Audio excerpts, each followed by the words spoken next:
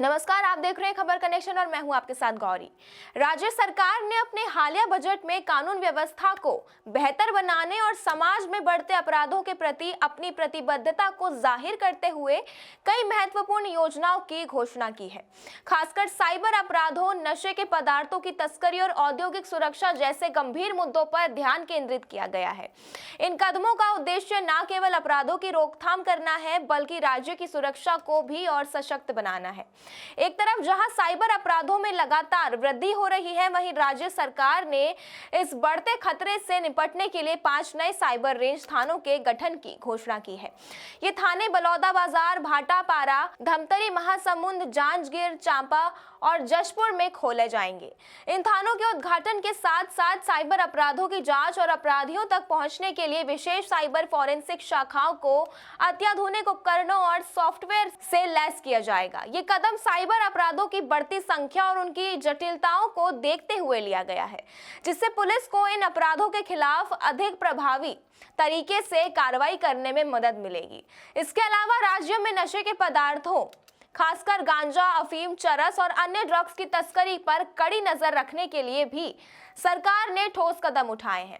ओडिशा से छत्तीसगढ़ के रास्ते तस्करी के बढ़ते मामलों को देखते हुए राज्य सरकार ने 10 जिलों में एंटी नारकोटिक सेल का गठन करने का निर्णय लिया है।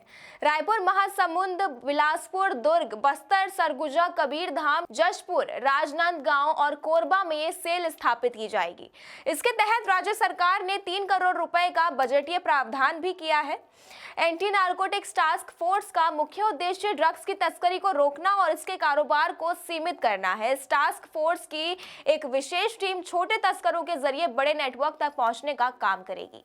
इस पहल से राज्यों में ड्रग्स के बढ़ते प्रभाव को नियंत्रित करने की उम्मीद जताई जा रही है। वहीं राज्य पुलिस बल को और मजबूत करने के लिए सरकार ने एक नई भारत रक्षित वाहिनी के गठन की भी घोषणा की है। इसके लिए 39 करोड़ रुपए का बजटीय प्रावधान भी किया गया है। ये वाहिनी पुलिस बल की सशक्तिकरण और आगे वाली चुनौतियों से निपटने के लिए बेहद महत्वपूर्ण कदम है। इसके अलावा विशेष परिस्थितियों से निपटने के लिए राज्य सरकार ने एक आधुनिक और सुसज्जित विशेष ऑपरेशन ग्रुप बनाने का निर्णय लिया है। ये एसओजी किसी भी आपातकालीन स्थिति में त्वरित प्रतिक्रिया देगा और इसकी विशेष ट्रेनिंग भी दी जाएगी। एसओजी के गठन से राज्यों में किसी भी तरह की आपातकालीन स्थिति में त्वरित कार्रवाई संभव होगी, जिससे राज्य में सुरक्षा की स्थिति मजबूत होगी। इसी के साथ औद्योगिकरण के बढ़ते प्रभाव को देखते हुए राज्य सरकार ने औद्योगिक इकाइयों की सुरक्षा को सुनिश्चित करने के लिए राज्य औद्योगिक सुरक्षा बल के गठन की घोषणा की है। इसके लिए 5 करोड़ रुपए का बजटीय प्रावधान भी किया गया है। औद्योगिक क्षेत्रों की सुरक्षा को ध्यान में रखते हुए सुरक्षा बल का गठन किया जाएगा, जो औद्योगिक क्षेत्रों में तैनात किया जाएगा।